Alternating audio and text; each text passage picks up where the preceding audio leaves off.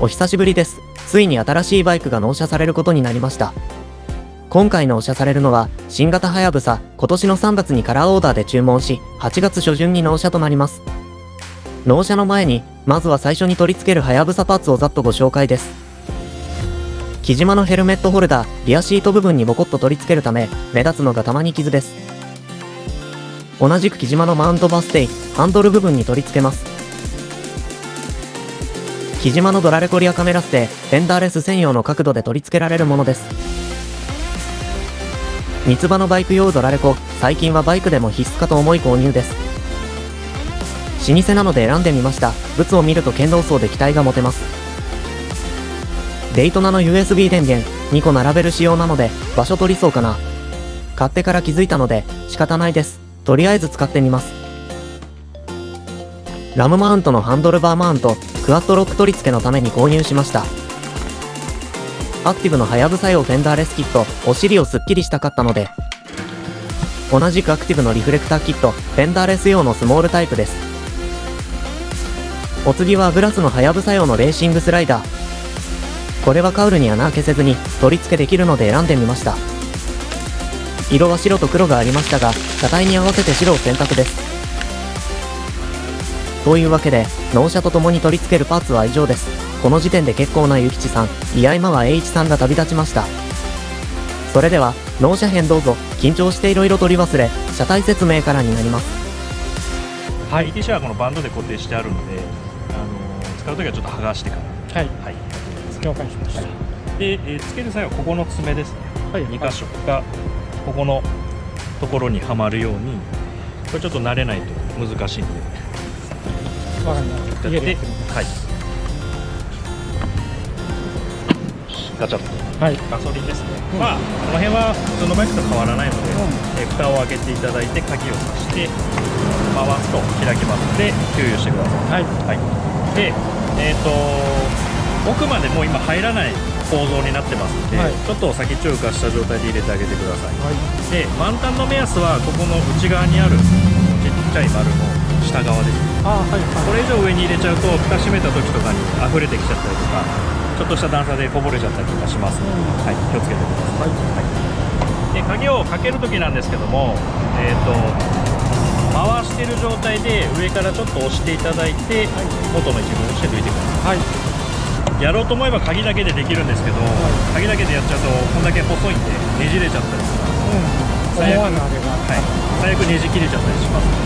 わかりました。で次にメインキーなんですけども、まずハンドルロックからですね、はい、ハンドルを左に目いっぱい切ってる状態で奥の位置からまず奥に押し込めます。はい、でそのまま半時計回りに回していって抜くとハンドルロックがかかります。はい、はい、で解除は今と逆ですね。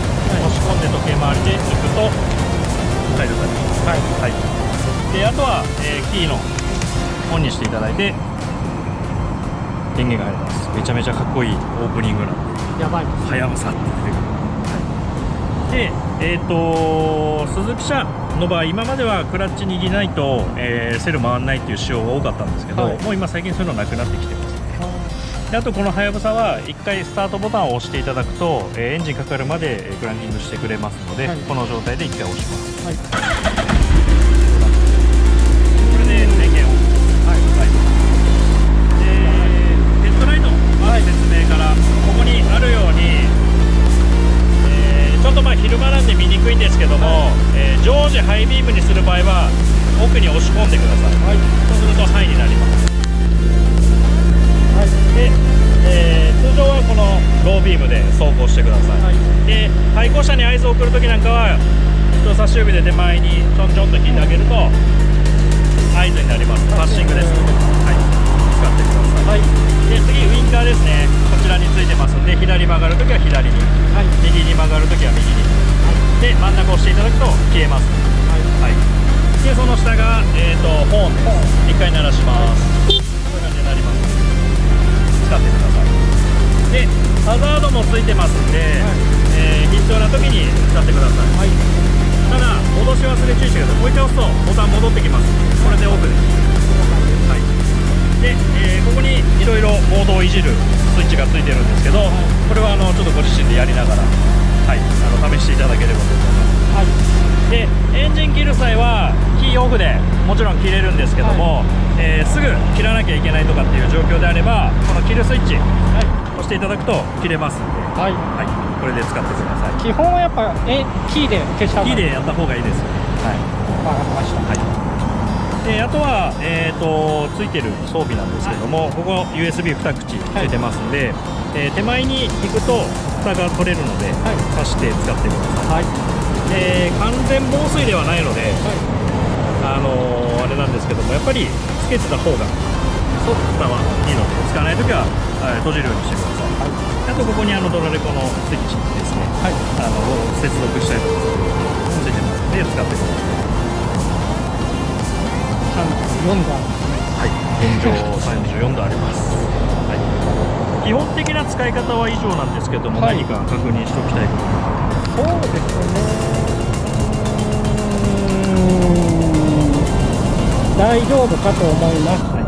じゃあ注意点、2つなんですけども、まず1つ目が見てもらったらガソリン、満タンではないです今。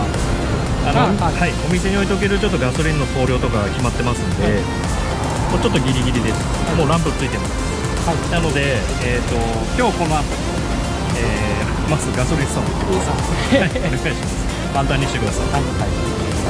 と、新車なので前後タイヤ、パッドディスク、全部新品です。前後タイヤ新品だとタイヤ滑りやすいですし、パッドディスクが新品だとやっぱり当たりというのが出ていないので、ブレーキが効きづらいと言われてますので、大体100キロぐらいは、慣らし運転という意味も込めて、急ハンドル、急ブレーキ、急のつく操作はできるだけ避けるようにお願いします。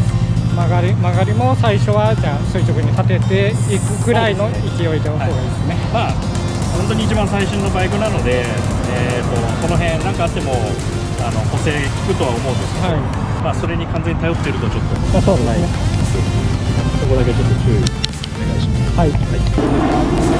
大丈夫かと思います。これははやぶさの特徴なんですけど、サイドスタンドの出る角度が他の車種に比べると結構浅めなので、慣れるまでは止めてサイドスタンド出して何回か蹴ってからやった方が、結構それでガソリンスタンドの時に離れた瞬間バーン倒れたとかあるので、あとちょっとやっぱりこう下ってるところに頭前にして止めようとすると危なかったです。なるほど。止める場所とあと感覚ですね。確かに浅いですね。浅いです。もうちょっと前に出てほしいですね。多分重量とかそういう感じも歴代はやぶさ全部これなんで、じゃあこれが限界ってことなんです。そういう構造上の問題だと思うんですけど。なるほど。わかりまし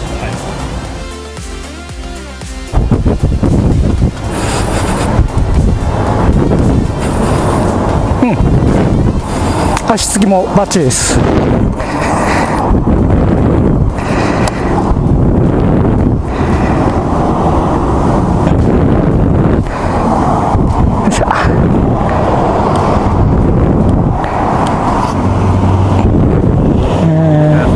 これですよね。C が一番、レインモードっていうか、クラスも通してるし、トラクションコントロールもしっかり効くってやつですね。じゃあまずはこれで。ただコントロールって車種にもよると思うんですけど、最初のこのハンクラッチでググググっていくのが、結構キックしちゃってあんまり進まなかったりするので、そうなんですね。この辺は乗りながらちょっと、シートに使い分けてって。なるほど。じゃあちょっと気をつけていきたいと思います。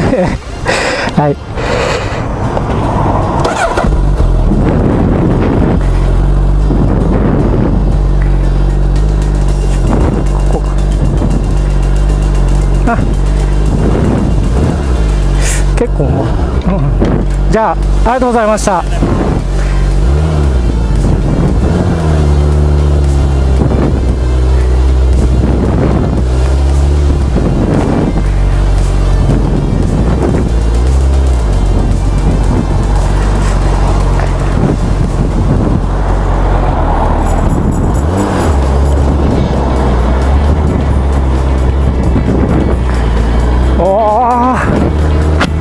はやぶさ乗ってる。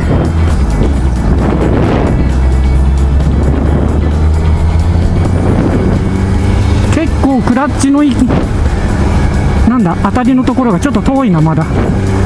調節か。おお乗れるのか、こんなの。よ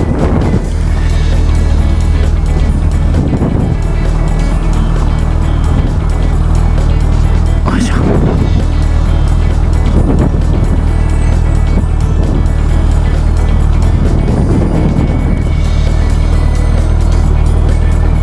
ちょっとなんか C は結構アクセルひねらないと前に進まないな。違うのか、あれはまだクラッチの方が合ってないのか。 C にしてみよう、もう一回。うおー、なんだこれ、すげえ。ついにはやぶさ乗りました。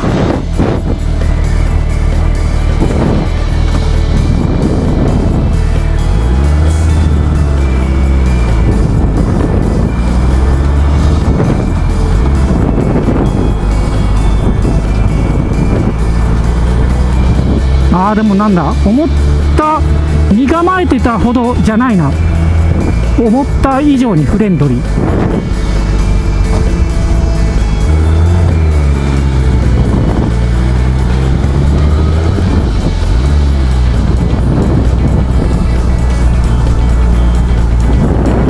股関節が痛い前傾すぎて股関節が痛い。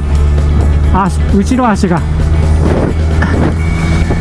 足の曲がり方が変。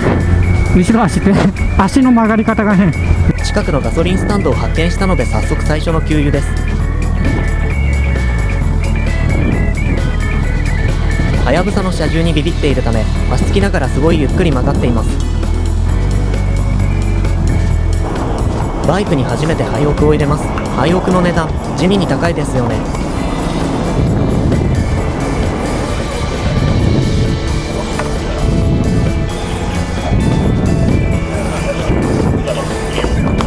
いくら ?2845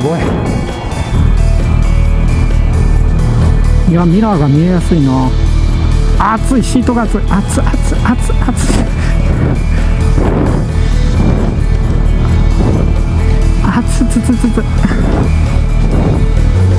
なお、私事ではありますが、今まで勤めていた会社がこの夏倒産することになりましたが、そんな状況でも無事はやぶさを納車できて嬉しい限りです。メガスポーツなので金銭的負担も上がる気がしていますが、とりあえず気にせずはやぶさを楽しみたいと思います。ご覧の通り、車もバイクもスズキのスズキン感染者となってしまいましたが、これからもどうぞよろしくお願いします。最後までご視聴くださいまして誠にありがとうございました。